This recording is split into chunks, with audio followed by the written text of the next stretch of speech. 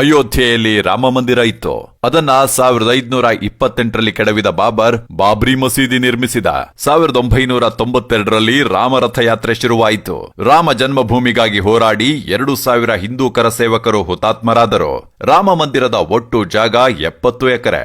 Supreme court ಆದೇಶದ ಮೂಲಕ ಪಡೆದಿದ್ದು 2.7 ಎಕರೆ ಜಾಗ. ಮಂದಿರ ಕಟ್ಟಲು ಸುಪ್ರೀಂ ಆದೇಶ ಬಂದಿದ್ದು 2019. ರಾಮ ಮಂದಿರ ಕಟ್ಟಲು ಶಂಕುಸ್ಥಾಪನೆ 2020. ಶ್ರೀರಾಮನ ಪ್ರತಿಷ್ಠಾಪನೆ 22 ಜನವರಿ 2024. ರಾಮ ಮಂದಿರಕ್ಕೆ ಸಂಗ್ರಹವಾದ ದೇಣಿಗೆ ಒಟ್ಟು ಸುಮಾರು 5300 ಕೋಟಿ. ಉತ್ತರ ಪ್ರದೇಶದಿಂದ 2100 ಕೆಜಿ ತೂಕದ ಅಷ್ಟಧಾತುಗಳ ಗಂಟೆ. ತೆಲಂಗಾಣದಿಂದ 9 ಕೆಜಿ ತೂಕದ ಬಂಗಾರದ ಪಾದುಕೆಗಳು.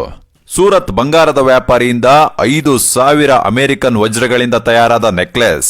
ನೇಪಾಳದ ಜನಕನ ಊರಿನಿಂದ 3000 ವಿವಿಧ ಬೆಳ್ಳಿ ಬಂಗಾರದ ಉಡುಗೊರೆಗಳು. ಉತ್ತರ ಪ್ರದೇಶದ ಬೀಗದ ವ್ಯಾಪಾರಿಯಿಂದ 400 ಕೆಜಿ ತೂಕದ 10 ಅಡಿ ಬೀಗ. ಉತ್ತರ ಪ್ರದೇಶದ ತರಕಾರಿ ವ್ಯಾಪಾರಿಯಿಂದ 8 ದೇಶಗಳ ಸಮಯ ತೋರಿಸುವ ಬೃಹತ್ ಗಡಿಯಾರ. ಅಹಮದಾಬಾದ್ನಿಂದ 11.5 ಕೆಜಿ ಬೆಳ್ಳಿ ಬಂಗಾರ ಮಿಶ್ರಿತ ಬಿಲ್ಲುಬಾಣ. ಗುಜರಾತ್ನಿಂದ 108 ಅಡಿಯ 3614 ಕೆಜಿ ತೂಕದ ಕಿಲೋಮೀಟರ್ಗಳಷ್ಟು ದೂರಕ್ಕೆ ಸುವಾಸನೆ ಬೀರುವ ಒಂದೇ ಅಗರಬತ್ತಿ. ಗುಜರಾತ್ನಿಂದ ಒಟ್ಟು 5500 ಕೆಜಿಯ ಕಂಚಿನ 7 ಧ್ವಜಸ್ತಂಭಗಳು. ಈ ಪುಣ್ಯ ಭೂಮಿಯ ತಾಕತ್ತು, ಸನಾತನ ಧರ್ಮದ ಪುನರುತ್ಥಾನದ ವರ್ಚಸ್ಸು. ಜೈ ಶ್ರೀರಾಮ್.